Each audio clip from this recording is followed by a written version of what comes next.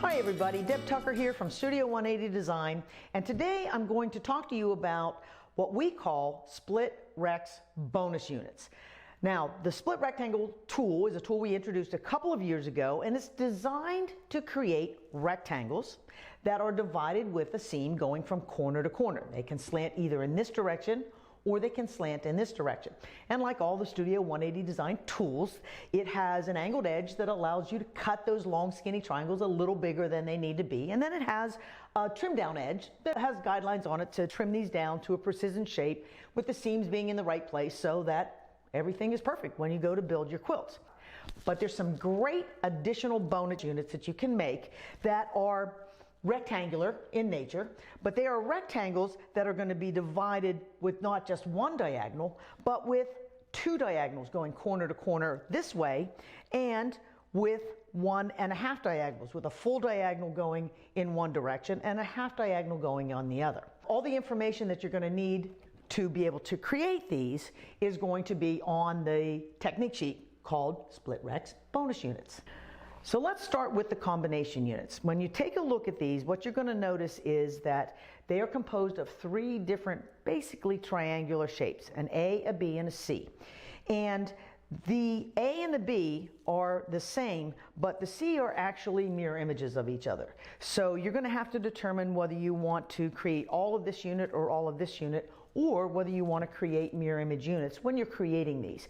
To get started, the first thing you're going to need to do is to determine what size unit you want to make. Once you know the size unit that you want to make, that's where you're going to consult the technique sheet. It will tell you what size strips you need to cut for the A piece, the B piece, and the C piece.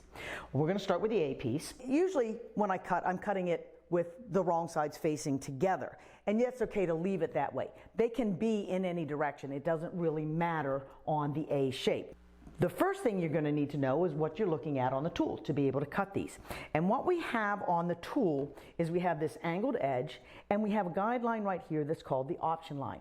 That angled edge and the option line are going to be the elements that are on the tool that you need to cut this shape. And once I cut the first one out of my strip, it's kind of challenging to use this line with the angle going in this direction, so what you need to do is simply flip the strip over. To make the second cut, what I will do is line up that option line with what's already been cut and proceed down my strip. Cut your next one. Lift up the tool, flip the strip from north to south, line up that option line here, and make your next cut. Now that was a setup for a right-handed cut. Those of you who are left-handed, instead of having your strips horizontally in front of you, what you're going to want to do is have your strip vertical so that you can line up those same lines, that same option line with a cut, make your cut. Once you have that cut, flip your strip from east to west or from west to east, either direction, to get your progression going down through and along the strip. That's all there is to cutting the A shape, and they're going to be exactly the same whether you're making one of the mirror image units or the other. All the A shapes are exactly the same. Okay, let's move on to the B shape. The B shape is this kind of long, skinny looking shape. It's a little bit challenging, but not too hard. So let's talk about it. First thing I want to do is I take my strip and I open it up. Only cut these one at a time.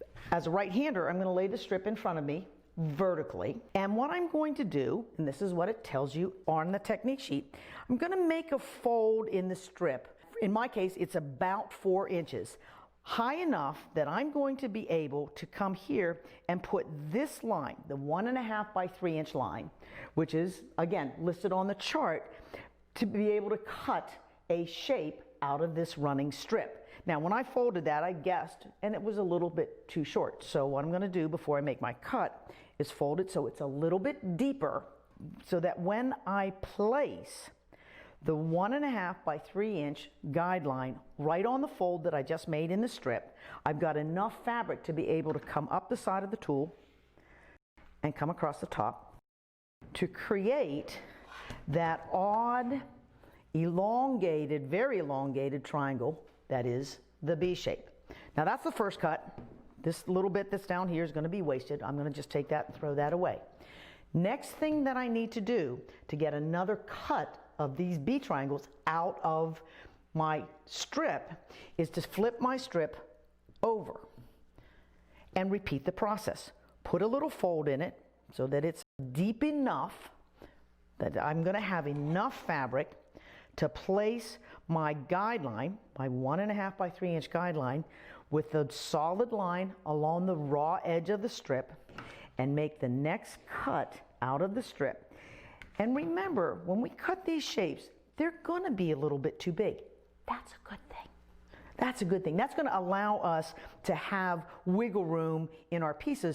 And I'm going to continue that motion of making a cut, flipping the strip, making a fold, and then trimming my B shape. Fold on the guideline, edge on the solid line, up and across, until I have the number of shapes that I need to create the number of units that I need. Each unit will take one of these B shapes. Now, all of you saw me demonstrating how to do this using my right hand, because I'm very right-handed. But for those of you who want to cut this shape left-handed, instead of placing your strip vertically in front of you, is place your strip horizontally in front of you, and you're going to cut from right to left. So that once you have that first cut out of there, you can make a fold in your strip. You can then place that 1.5 by 3 inch guideline at the fold, put the broad line here, and take your cutter and comfortably cut using your left hand. You will flip your strip from north to south and continue working your way down the strip in that direction. So we saw the A's, saw the B's. For the C piece, it's just like we'd do if we were making a regular split Recs unit. Consult the chart for the size strip. Have your strips folded right side or wrong sides together if you want the mirror images. If you want all the same, then you'll either open the strip up and have it right side up or wrong side up for your consistent cuts all the way across. I have my strips folded so that I can make mirror images. What I'm going to look at on the tool is the broad line up against the raw edge of the strip, and I'm going to find the 3 inch by 6 inch finish line, which is down here on the tool, and align those two pieces. The broad line on the edge of the strip, the 3 by 6, the size unit that I'm going to make on the bottom, run my cutter along the edge to give me my first pair. For my second pair, simply take the tool, rotate it 180 degrees. I'm looking at the second trim. There's a mark down here at the bottom that says second trim. That's going to go right at the bottom of the strip, and then this common diagonal line will align with the edge that I just recently cut. So I'm lining up this and I'm lining up this. So no flipping of the strips this time. What there is a rotation of the ruler. That's a right-handed cut. For those of you who are left-handed, instead of placing your strip horizontally in front of you, you're going to rotate that strip so that it's vertically in front of you. Align the same guidelines, the broad line and the size you're making. Make the first cut, then simply rotate the tool, the second trim line, and the common diagonal when you make your second cut. Easy peasy. I know you can do this. So we've cut our A pieces, we've cut our B pieces, and we've cut our C pieces. Again, the A and the B's are exactly the same. I turn this around and it looks just like this. I take these over here and they look exactly the same. What's going to make these mirror image units are the C's, because they were cut to be mirror image units. Step one, what we need to do is we need to sew an A and a B together. And when I do that, you don't have to have super high precision. I usually like to place my A unit on top of my B unit, and I like to stagger them here just a little bit. That's going to keep this long diagonal fairly straight in that direction. So I would put the A on top of the B here and stitch. I would put the A on top of the B here and stitch. Once I'm done with the stitching, what I'm going to do is give those units a press. Now there's a couple different ways that you can press on that, but usually what I like to do is I like to press those seams open. And again, by staggering or hitting the valley when I'm doing that stitching, it tends to keep that line, that long diagonal, pretty straight. I don't count on it to be exactly straight though, and that's where the option line is going to come into play with the tool. So for this shape that's on this side, what I'm going to do with my Split Rects tool is find that option line that's on the tool, place that directly over the seam, and I'm going to get it as close as I can to that long straight edge. But this simple step, the option line and a trim, is going to create correct angle for this to give me points when I go to put this whole shape together at the end. So I'm not trimming off very much. I pulled that right up, but you can see there's just a couple of threads there. That's the right-handed trim. Left-handers, you would be horizontal for left-handed so that you can put this on here like this and trim left-handed. Now that's for the shape that was going on this side. For the shape that's going on the other side, the mirror image shape, it's not easy to place this option line on there unless I simply flip that shape over. That's another reason that I like to press the seam open, because I've got a nice, easy, clear view of this line that I've already stitched, keeping the edge of the tool close to the long edge so that I'm not trimming off very much. There's extra fabric built in there. There's not a lot of extra fabric, so you want to keep it kind of close there. And once I've trimmed those AB sections, I'll be able to come back and stitch those C sections into place and create my combination Split Rects units. When I do the alignment on that, oftentimes what I'll do is give this a little fold, find the midway point, and try to get that midway point just about where it's going to cross that seam. Line up the raw edges here, do the same thing over here, center the two shapes, give it a stitch, and then give it a press. And what I'm going to do when I press those is either press them toward the larger C triangle, or in some cases I might decide to press them over. Here I happen to press both of those toward the large C pieces. I now have oversized combination split rectangle units. And now I'm going to pull out my trim down section of my Split Rects tool and clean these up. We'll talk about them each one at a time. I'm looking at the long common diagonal for, on this case, the partial seam. And because this happens to be a 3" by 6" unit, what I'm going to find is that 3" by 6" finished unit line for the long line there. Those two guidelines, when I place them over top of what I've already sewn and already pressed, one line here and one line here, they do the work. They center the tool over the unit, and when I go to trim, I am going to be having not only a nice square and clean corner, but I have the seam placed where it needs to be so that the 1/4 inch seam lines, when I stitch them going forward, are going to give me points on the corners. So that's how I would trim the first corner. Lift this, rotate 180 degrees. When I trim the second corner, it's like we have done before in the past. Put the 3" by 6" sizing diagonal on one seam, put the common diagonal on the other seam, put my 3½ and 6½ inch cleanup lines on the edges that I've just trimmed. Every unit's perfectly sized, perfectly shaped, and I'm ready to build some fantastic pieces with my combination units. Now, let's talk again quickly about left-handers. Right-handed trimming was horizontal. If you are left-handed, what you're actually going to do is place your unit vertically on the mat in front of you. You're going to look at the same guidelines. You're going to look at the common diagonal for one seam, and you're going to find the 3" by 6", the finished size of the unit you're making. That diagonal will go on the other seam. And when you do that, these guidelines will do exactly the same thing for left as we do for right. And let me get this finished guideline on there and my 3 by 6 on there. When you line up the 3 by 6 finished here, the common diagonal here, you're set up and ready to trim left-handed. So That's how we do the combination units. When you go to put them together, there's all kinds of fun things you can make. This is just a pairing of the two units that we just made. But as you see here, you can take these and you can arrange them side by side. You can arrange them long edge to long edge. You can arrange them short edge to short edge to create some really interesting borders and block elements that are going to add a lot of extra special stuff to your piecing. Now that's the combination unit. To make the Split Rects Hourglass unit, remember there are no C pieces, so we're only using the A's and B's.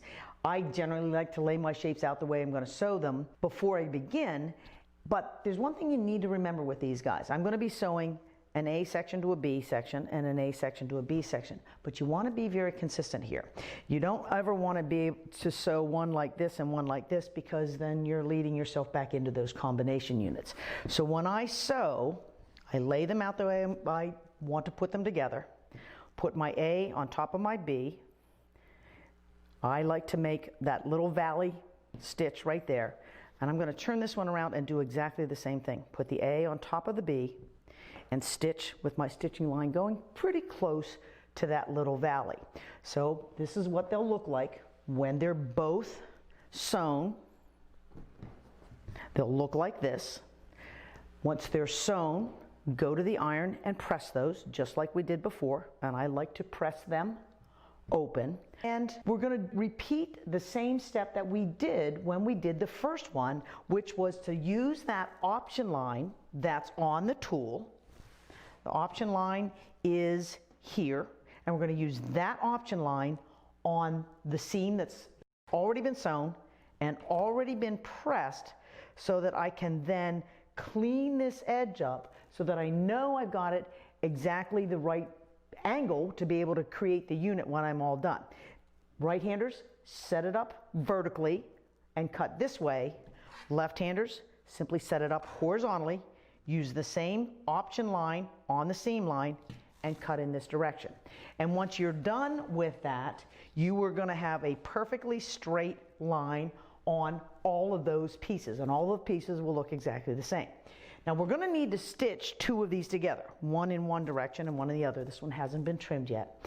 But matching two angled seams that come into the center isn't always easy just by doing an eyeball. So what I like to do is I take my trimmed piece, I turn that over, and this is where I pull in my Quilter's Magic Wand. And my Quilter's Magic Wand is a great little tool. It's got a lasered line that goes down the middle. When I put that lasered line right on there, I can take a regular pencil and make a little mark. That's my match point. And if I have those match points on all of my A-B sections, what I will do then, before I stitch, is take time to match. Take a pin and put it right through the match point on the top one and right through the match point on the bottom one, so that when I line these up under my sewing machine needle and I do my stitching, I want to make sure that I stitch right through those match points. But when I do that, what's going to happen is those centers are going to be spot on where they need to be. And again, the shape is going to be too big.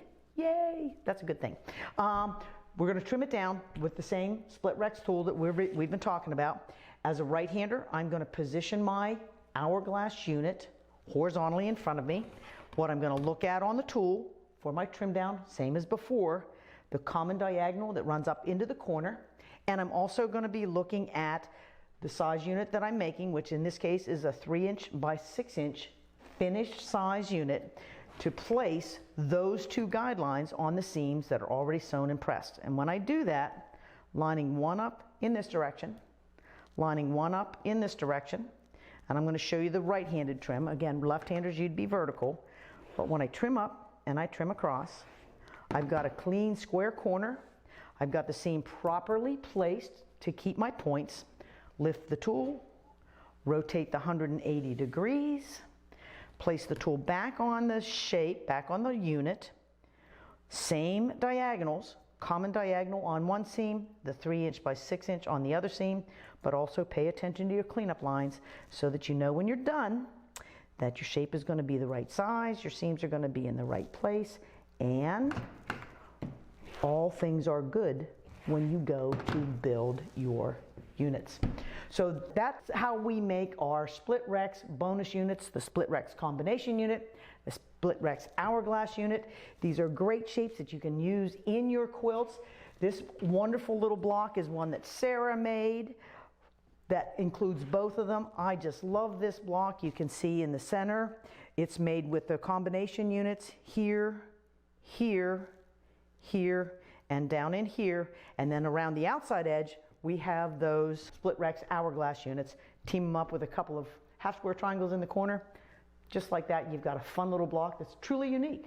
And you can change the sizes if you want to. Make them bigger, make them smaller. So pick up your Split Rects tool and pick up our technique sheet. It's called the Split Rects bonus unit. Pick that up at your local quilt shop. If you can't find it there, come directly to us. We'll get it to you and get it in your hands, and you're going to be having lots of fun making these new units. Best of luck to all. See ya.